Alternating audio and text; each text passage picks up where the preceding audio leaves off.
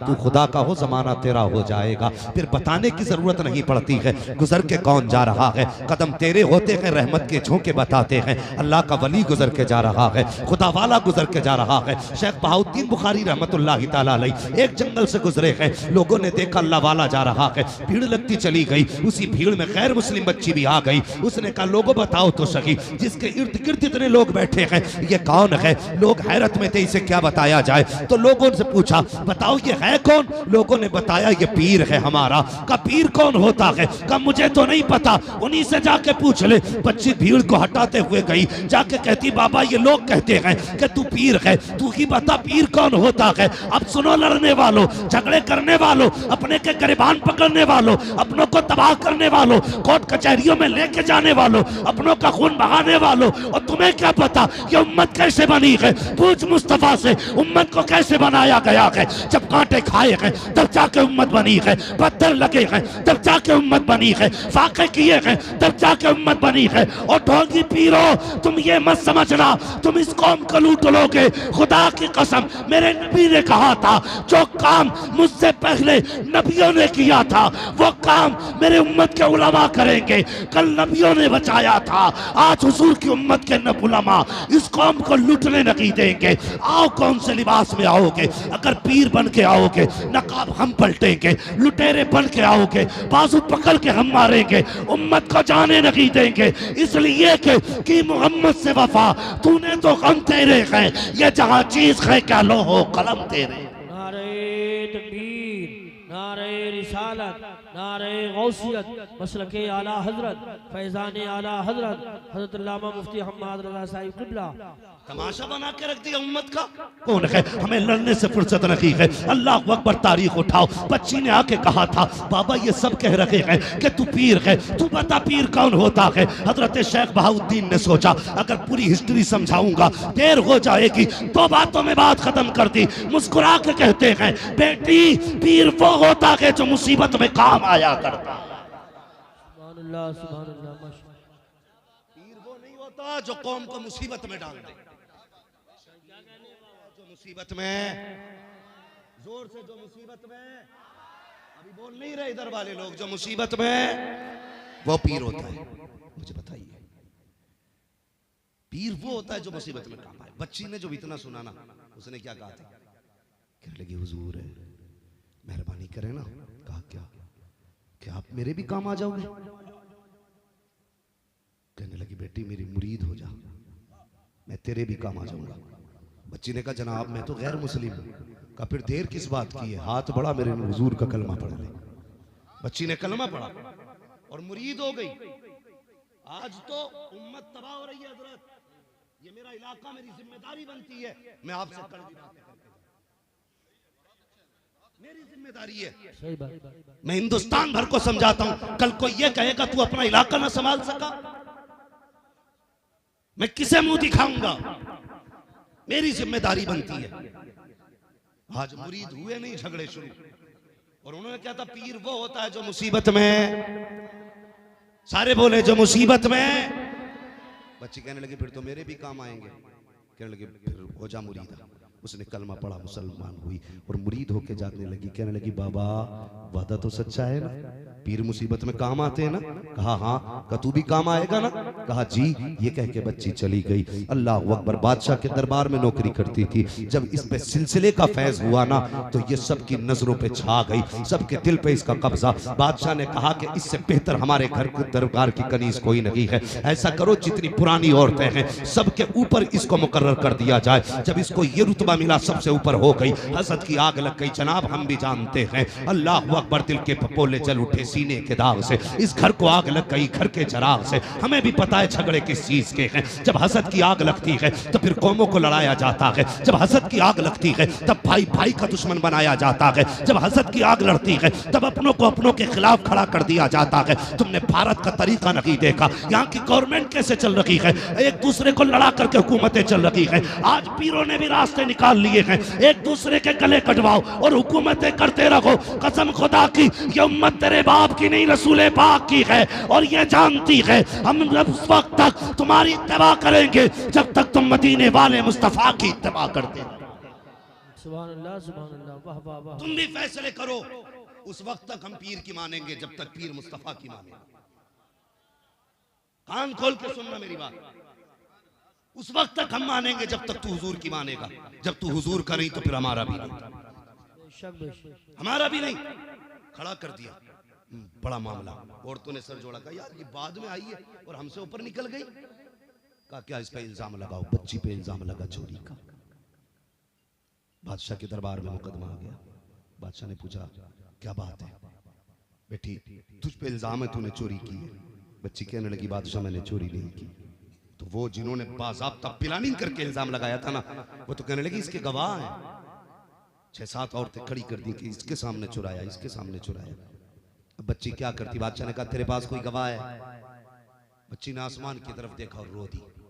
कहने लगी मेरा कोई गवाह नहीं। उसने कहा फिर तो चोरी साबित हो जाती है, जाओ कैद में डाल दो। 8 दिन के बाद इसको सजाए मौत दी जाएगी। बच्ची कैद में आ गई।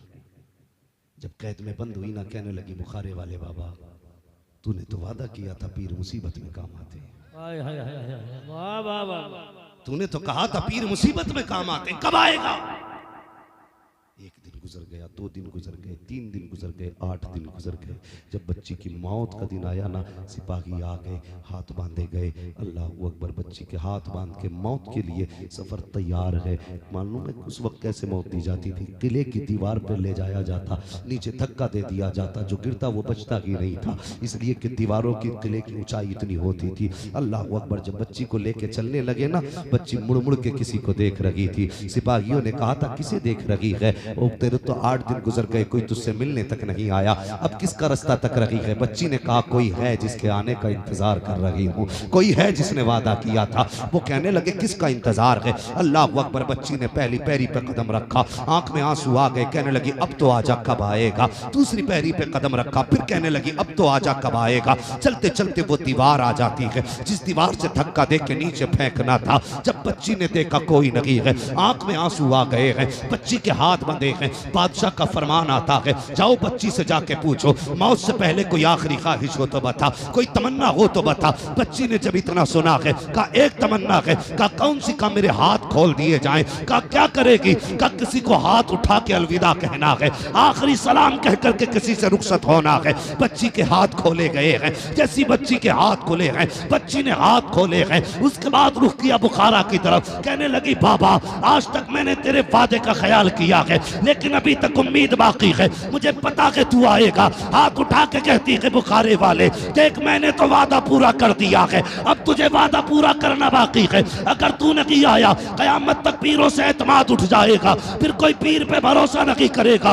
ये कहते कहते बच्ची की हिचकी बन गई। बच्ची ने रुख किया दीवार की तरफ, कहने लगी अब जो तुम्हें करना है वो कर दो। सिपाही आगे बढ़े, बच्ची के हाथ बांधे, आंखों पे पट्टी बांधी और नीचे धक्का दिया। जैसी बच्ची नीचे आने लगी चीख निकली बाबा अब तो आजा कब आएगा? ये कह के बेहोश हुई है, लेकिन जब आंख खुलती है तो क्या देखती है?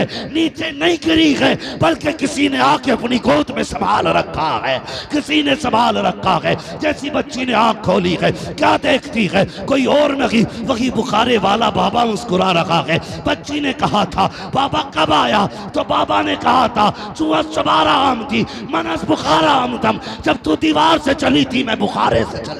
नारे तकबीर, नारे रिसालत, नारे गौसियत, मसलके आला हजरत उलमाए अहले सुन्नत मुफ्ती हम्माद रजा साहिब क़िबला। सुभान अल्लाह सुभान। समझ में आ गई ना पीर कौन होते? कौन होते बताओ?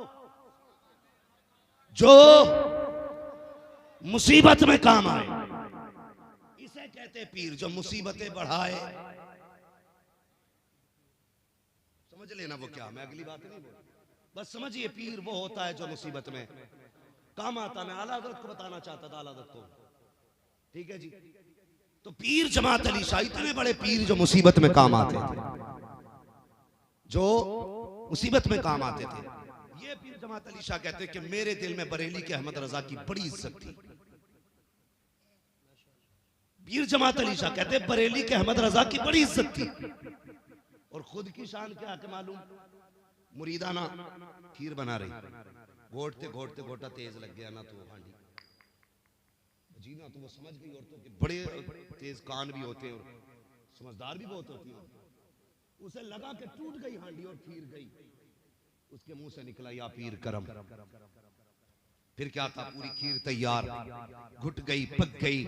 जब बर्तन से निकाली गई ना, तब जाके हांडी का तला निकला, तब जाके तला निकला। वो समझ गई हो ना, वो मेरे पीर ने बचाया, मेरे पीर ने बचाया गया। तो वो दरबार में हाजिर हुई, थोड़ा सा तबर्रुक लेके, हुजूर खाइए। जब खाने लगे ना, एक हाथ पे कपड़ा पड़ा था, कपड़ा पड़ा था। तो मुरीदा कहने लगी, हुजूर ये हाथ में क्या हुआ?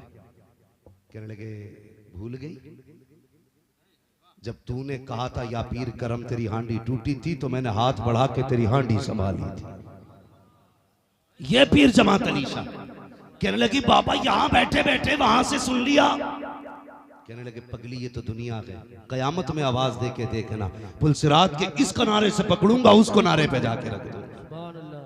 ये पीर होते, ये पीर जमात अली शाह कहते, मेरे दिल में आला हजरत की बड़ी इज्जत थी, लेकिन कहते एक दिन में सोया ना, मेरे ख्वाब में बगदाद वाले हो से पाक आ गए।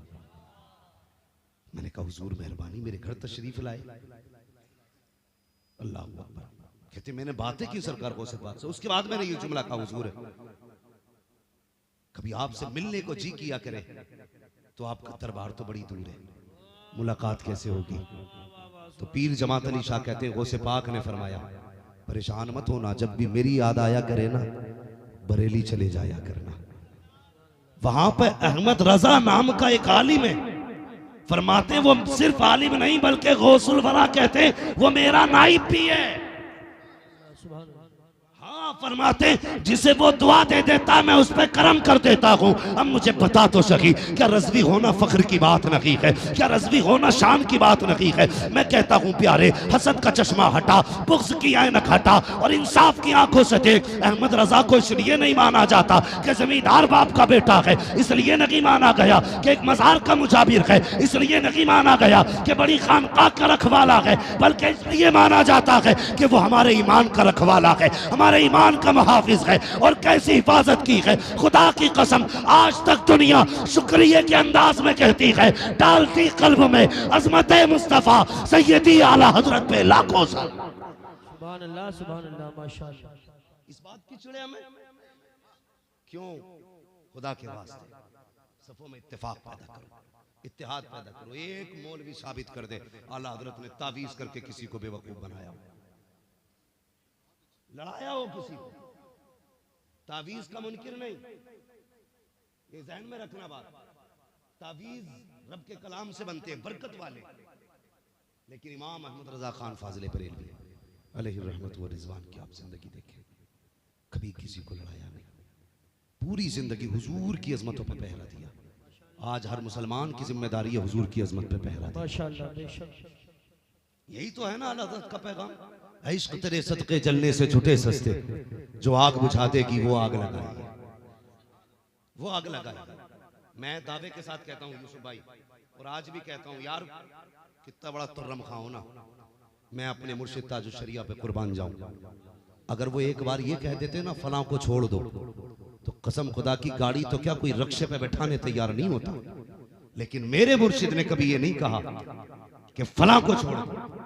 पूरी जिंदगी हुजूर की अजमत पे पहरा दिया है ताजुश, पूरी जिंदगी अजमत मुस्तफा पे पहरा दिया। आला हज़रत के घराने की यही खासियत है, छोटा हो या बड़ा, नया हो या पुराना, पूरी जिंदगी हर फर्द आला हजरत के बाद भी मुस्तफा जाने रहमत की अजमतों पे पहरे देता है। तो फिर ये झगड़े, आज कौम लड़ लड़ के मर गई। भाई आज जरूरत ये नहीं है कि इन्हें हालात अपने समझाए जाए, आज जरूरत इस बात की है उम्मत को हुजूर के करीब लाया जाए। उम्मत को हुजूर के करीब लाने की जरूरत है। हम दूर हो गए हुजूर से, आज जरूरत है हम मुस्तफा के करीब हो जाएं। खुदा के बंदो, जरा कभी अकेले में लेट के मेरी बातें सोचना। मैं ये नहीं कहता नारे लगाओ, मैं नहीं कहूंगा कि जब तक तुम नारे नहीं लगाओगे अच्छे लोग नहीं। मैं कहता हूं जब तक अपने बारे में नहीं सोचोगे तुम अच्छे लोग नहीं हो। हाँ, इसलिए मैं अक्सर कहता हूं, पहली बात तो अपने पीर को छोड़ो मत, दूसरे के पीर को छेड़ो मत। होना जिसके भी मजबूत रहो और अपने पीर के फरमान को मजबूती से फॉलो करो। फिर